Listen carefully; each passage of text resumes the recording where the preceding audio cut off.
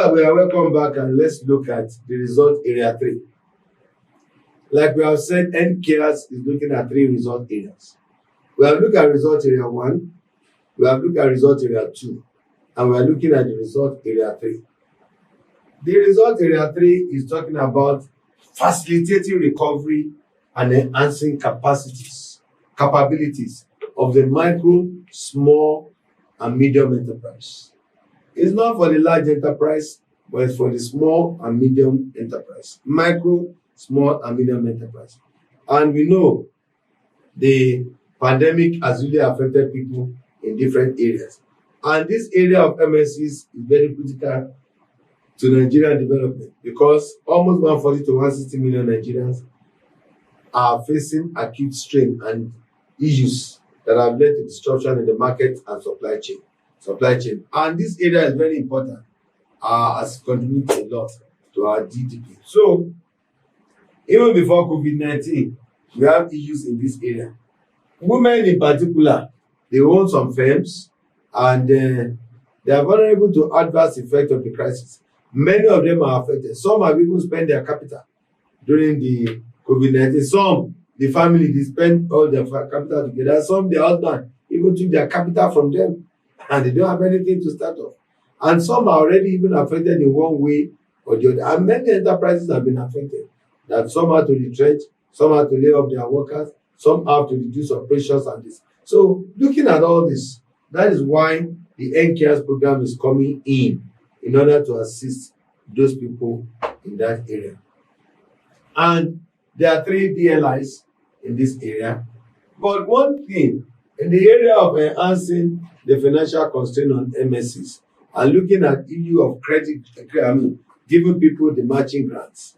And that one is grants that is amounting to 40% of the amount of new loans originated by the qualified financial institution to co-finance qualified beneficiaries in COVID-19 that originated, loans that originated after 1st of March 2020. After 1st of March 2020. Anything before 1st of March did not fall in line, because COVID-19 actually started during that period. And this is to assist. And what we are saying is this: loans that the financial institutions that are authorized, financial institutions that are recognized, that they have done their due diligence, and they say, yes, this person is qualified. From our own criteria, from what we have seen, we can give him this loan. Because after the COVID, many enterprises, they don't have the finances again, and many of the banks, microfinance agents, they are also weary and they are very watchful.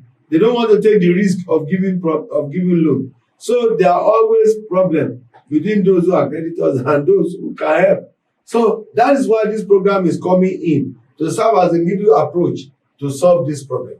And that is why it's going to support giving grants that is equal to 40% of the amount that the eligible people are qualified to obtain from certified financial institution. And the other one is in the area of employment and creation grants.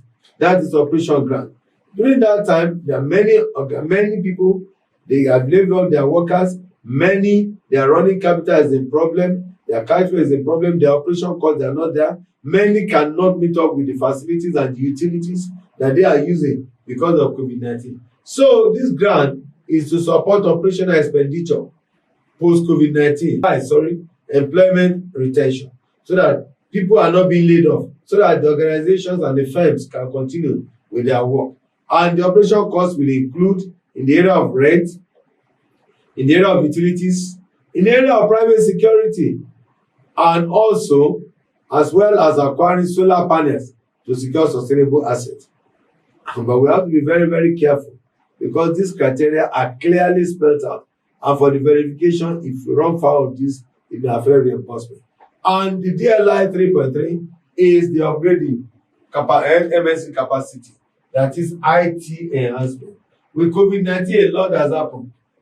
Now people are buying online, people are doing e-payment, and a lot of people are developing different platforms. And some of them, they have opportunity, but they cannot survive, and they cannot move on. They cannot upgrade because of the issue of COVID-19. Let's go on as we say. So the result area 3 will selectively support government intervention that have potential to enhance ability of local enterprises to fully resume economic activities during and potentially beyond the crisis period. So it's to enable them to resume. Many are down, some businesses are off, some are shaking, and that is why we have the different categories. So it's like access to financial support so that they can be stabilized, to remove the shock and bring stability. And these 3 areas we support this micro, small, and medium enterprise across the various strata. Because in Nigeria, yes, there have been various projects that people are doing to support them. But presently, it's to strengthen and to support people to recover in that area. The result area 3 will prioritize government intervention. Like I've said, is to upscale, is to help. Not that the healthcare is starting under thing, but that the category of farms that will be supported. With the first category are regarded as the survivalists. Those are enterprises with few capacities or capabilities. They have very small productive assets, and they have negligible farm to market relationship because they are small, they are micro, and market visibility is very low. Then the second group are those ones that are constrained but motivated enterprises with productive capability and meaningful farm to market relationship. That is, they can survive, they can thrive, they have the capability, but they are constrained. The third category is the growth-oriented, that is those who are resilient, those who are top performers, enterprises with transformative capability, that is can be transformed, they can move with contemporary things if given the opportunity. They too, they can leverage on ICT if given the opportunity. And also this farm, they are those ones, they have larger farm employee potential and buyer supply relationship. So there are various programs that have been there, but these 3 categories of people are the ones that NCAS is focusing about, so that they can go back to their business, they can survive. Some, they can meet up with their operation costs, and the other one, they can enhance, they can move with contemporary things so that they are not outdated, and they can move if they get little support. Then, DNI 3.1 is talking about the credit grant. Like I mentioned earlier, that is the resultant risk aversion issue. Like I said, in terms of flow of credit to viable enterprise has become issue. Banks, microfinance banks or enterprise microfinance organizations, they are reluctant to give loans because of risk. Why people, because of COVID also, they desire this to survive. They desire it to continue operation, and some desire it in order to scale up. So the program will support government intervention that channel finances to MSs, either through regulated financial institutions, those ones certified and who are already into it, that is the banks, the microfinance institution, leveraging on IT solutions that will enable improved efficiency on loan processing and disbursement. So that is what we are trying to talk about.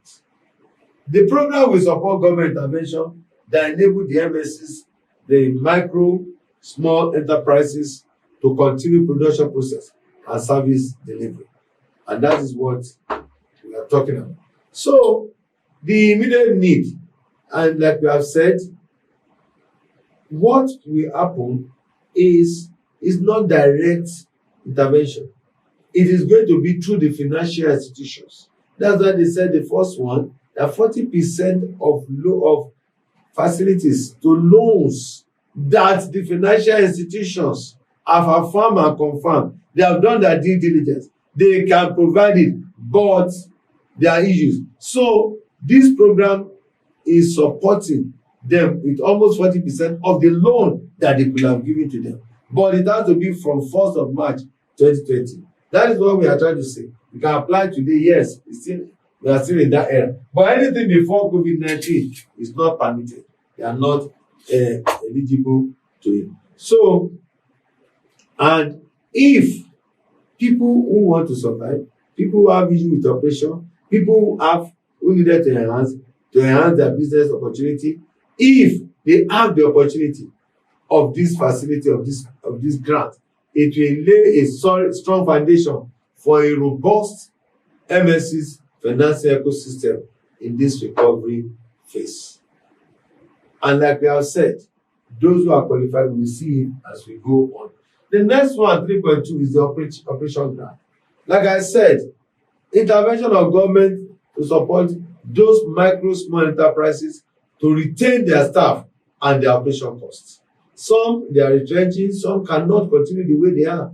Some even now they cannot pay their rentage. Some they cannot pay their utilities, and there are issues affecting their production. So that is why the operation grant is to help them. And those who have reduced their working hours so that they can go back to the hours they are working before. And because some cannot even pay their suppliers, some they cannot even pay their lenders, and some cannot settle their utility bills. So this loan is to support, to relieve them of that shock that is bringing down their micro or small medium enterprise. And that is what the loan is about. So the type of support is also critical to women-owned MSCs, given that women operate farms with significantly less capital than those operated by men. So it's going to help women too to come back and to expand. And on the average, the value of equipment owned by women, when we look at it by those firms, is only about 60% of the value of those operated by men. So that's why this project is also giving priority to women in some respect. And that is what we are going to talk about. But activities that relate to this component is extending grants to MSCs to cover 50% of their monthly operation costs.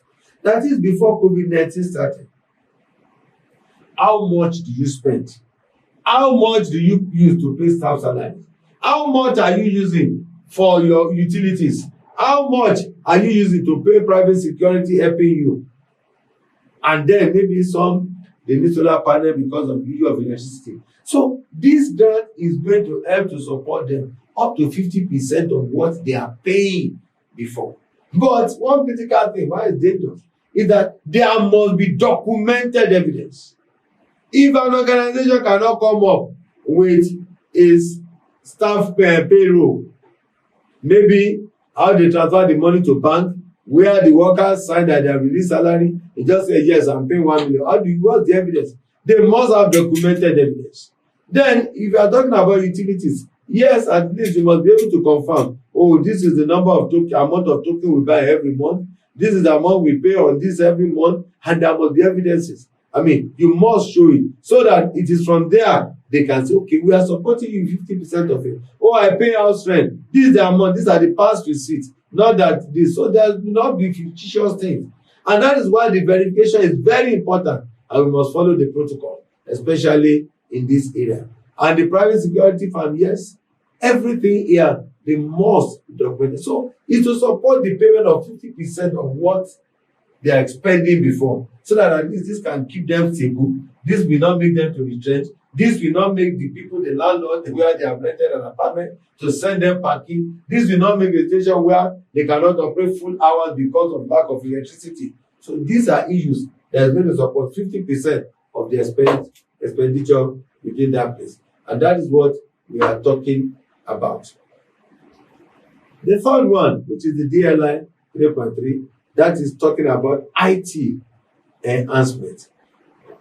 The program will support intervention of government that they are doing before in order to help some enterprise to leverage on technology so that they can adapt it to the changing business. And in this one, it is imperative, even with COVID-19, some things have changed. When you go to some places now, they tell you anything below 1,000 pay to POS. And some transfer. Some, they have different payment platforms now. But there are enterprises that would have loved to do that, but they don't have the resources. And even these days, people order online, but they don't have the resources. So that is why this particular DLI is providing IT enhancement grant. And some of them will be through the credit lines that is available in order to help them. And also, the program will support intervention to leverage on technology, like I've said, upgrade it in terms of area of payment system.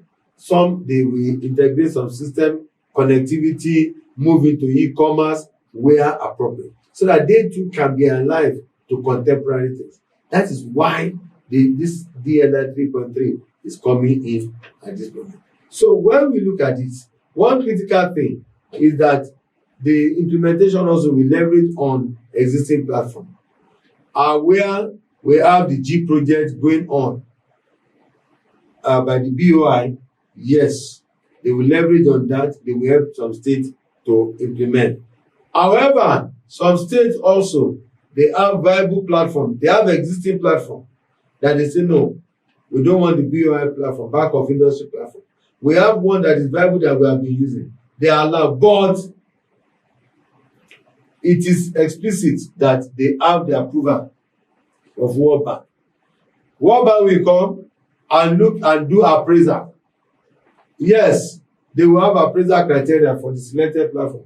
So if the platform that is in existence in the state is able to meet up with this criteria, then the bank will give no objection and they can move on to implementation of this particular result area 3. But the existing platform, if it is not Bank of Industry platform, they must be the one that meet up with the criteria of the bank, and the bank gives no objection to it. So that is why we are saying the choice of the platform must be the one that is in agreement with the World Bank. And even where is the Bank of Industry, yes, they provide the supervisory support and the technical function, but there are some things that they must allow the people to do. And this result area, like I've said, the first one to ease the financial constraints, and that is the grant. It's a conditional capital grant for co-financing up to 40% of new loans originated after March 1st, 2020. And the operational cost to cover the payroll, utility, security, alternative power source like solar panel, and all those ones. But this one excludes taxes and regulatory levy. The NGCare money will not be used for payment of taxes, or tax, you want to pay tax to it, no. And other regulatory levy, no. It is for the business per se. And the third one is the enhancing MSCs, which is to cover IT infrastructure in terms of connectivity, in terms of digital technology tools like laptops, internet services, e-commerce, and all the productivity software that can enhance it. And that is what we are talking about. What is the implementation modality? Well, we have said that the grant is, especially resulting in 3, is targeted at the formal and informal micro and small enterprise. That is those who are involved in active commercial activities and who are already affected by COVID-19. So, and we are saying that businesses can apply for loans across multiple DLIs. That is, somebody can apply for DLI 3.2 and 3.3. So it's not restricted to only one DLI. Somebody who needs his operation cost, 50% of the grant for operation costs, and also at the same time can also want to go into IT enhancement. It is allowed in this one. And let's see the category of people who can benefit, who can be selected for DLI 1 and 2. 1, for the category of the micro, the business type must be micro sales and services. And they must have employee, they must have number of staff between 1 to 9 employees. They must have access, that is excluding land and building, that is below 5 million. And the grant size that could be given to them is 20,000, 50,000, and 100,000. But the state cares, that is the state coordinating unit and the state steering committee will decide the number of businesses to benefit. And for category B, that is the small scale, those ones that they must be to product and services vendor. They must be product and service vendors. Also, they must have between 10 and 50 employees. Also, they must have assets which is between 5 million and 50 million. The grant that will be given to them will be, it ranges from 200,000 to 500,000 and to 1 million. And for the third category, that is the medium. These are the people that can benefit from the matching grant and operation costs. They must be into bulk production and professional services. And they must have employee of between 51 to 100. And they must have asset of between 50 million and 500 million. So the amount of grant they can receive 2 million, they can receive 3 million, they can receive 5 million, especially for the DLI 1 and 2. That is for the operation cost. That is those who are in the medium category. Well, the operational modality is there, and we are talking about starting with looking at even the cluster, the association, onboarding. We have to do that. And then we have the issue of enumeration, followed by enumeration. Then there will be verification. After verification, there will be approval. After approval, there will be disbursement. And after disbursement, there will also be the follow-up. All these ones, actually, they are in our operational manual. But let's look at DLI 3.3. That is those in the area of IT enhancement. Like I said, we can benefit across the DLIs for this area 3. But for those to benefit from the IT enhancement, for category 1, for those into micro enterprise, they must have between 3 to 9 employees. And what are the things, the tools that they can benefit from? Smartphones, internet access for cooperative, for their trade groups, WhatsApp messages. And also, they need it for information sharing, for pulling of resources together, for basic inventory. And category B, those who can benefit from IT enhancement, who are in the category B, that is the small enterprise. They must be into product and service vendors. They must be product and service vendors. And they must have between 10 and 49 employees. And some of the tools that they have for productivity may be accounting and bookkeeping systems, maybe software for accounting and bookkeeping.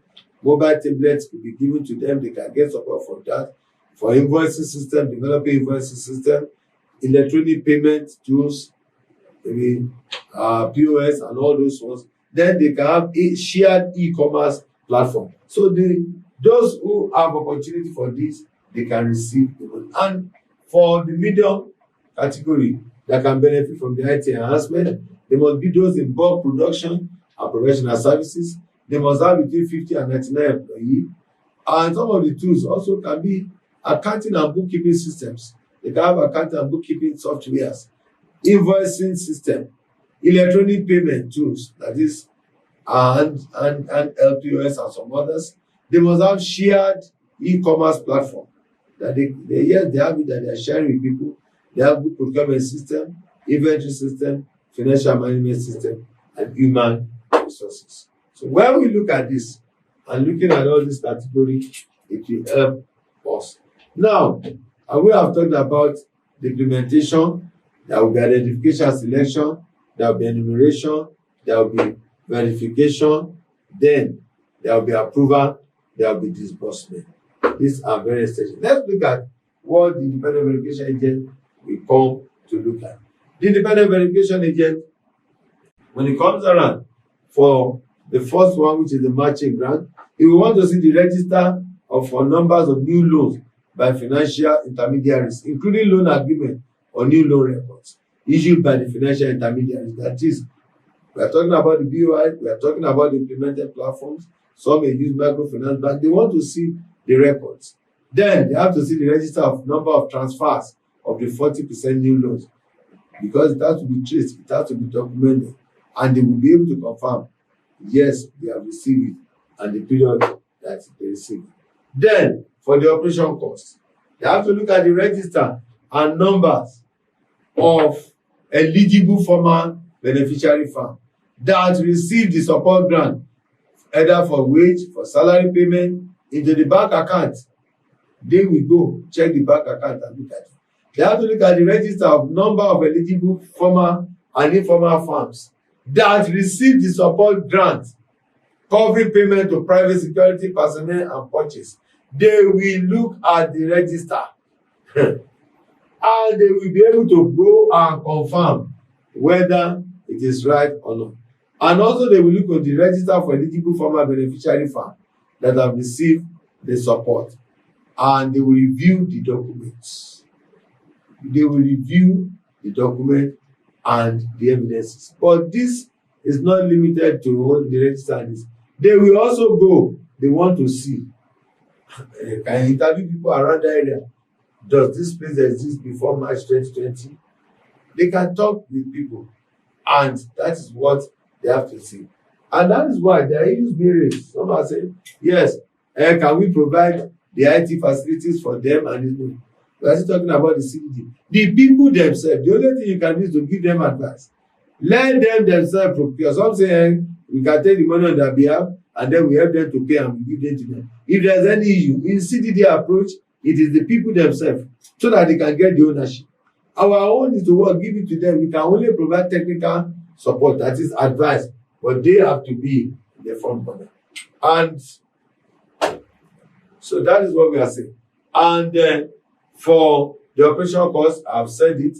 One of the things is number of the former beneficiaries that have received it. One of the things I want to add in the operational cost is also that we must see the evidence. We want to see the evidence of that this man is paying this amount of money for utilities before. This man is paying so number of people before. They will come and they will ask, okay, how did you know? So each state will decide whether we look at payment of utilities 6 months before COVID, 1 year, or payment of house rent 6 months before COVID, 1 year. We must be able to draw the line so that we have the evidence of the amount they actually pay before COVID, and now that we are giving 50% of the grant. The verification agent will want to come and say, how did you know? How did you verify? These ones are very, very essential, and it's important for us to look at. And for the IT, they look at the register of numbers of eligible formal or informal farms that receive the support. They look at register for number of eligible formal and informal farms that receive support grant that covered acquisition of IT facility. They look at the report of annual environmental and social audit conducted including pollution. That's why we said we must have environmental safeguard officer. We cannot be using IT that will also cause problem, emission and some other things. There must be environmental safety net. That is also important. So when we look at this, the three result area have helped and is doing one thing, providing the one-off grant for the vulnerable and the people in terms of labor-intensive public work, to support the social sector in the area of health, and all those ones are there. When we look at all of them, they are all interwoven, and it is important. But like I've said, documentation is important so that we can get reimbursement. And if you are able to do this, and we select the right people, especially this result area 3 is highly technical, and we must, because we are not picking from single social register. No, it is direct. So this one is not from any register. No, it is direct, and that is why we have to be very, very careful. I believe if we all implement this, we will have a successful NCAR project, and that's why the need to make the project successful is inevitable, as it is geared towards eliminating poverty and providing means of recovery. So it's important that as practitioners, we should have a deep understanding of the project, and we should implement it accordingly so as to attain the project development objective. And at the end, we are ending up at that good level, I know. But at the end, we can go to the outcome after 24 months and see what we have been able to achieve. And I think this will help us and help the nation. Thank you very much. If there are issues, if there are questions, we can also discuss. Thank you for now.